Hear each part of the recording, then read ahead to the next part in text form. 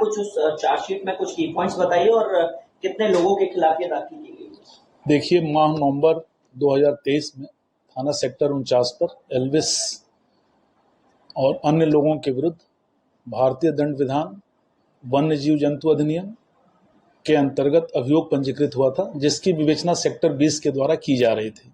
विवेचना के दौरान संकलित साक्ष्य के आधार पर नामित सभी अभियुक्तों के विरुद्ध माननीय न्यायालय में आरोप पत्र प्रेषित किया जा चुका है।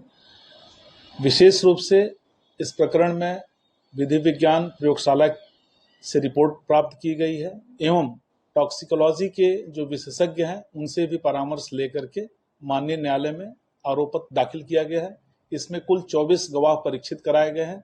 साथ ही साथ हमारे पास विशेषज्ञ की राय के साथ साथ एफएसएल की रिपोर्ट भी है और अन्य सुसंगत साक्ष्य के साथ साथ हमारे द्वारा इलेक्ट्रॉनिक एविडेंस भी कलेक्ट किए गए हैं और उनके आधार पर माननीय न्यायालय में चार्जशीट प्रस्तुत किया गया है।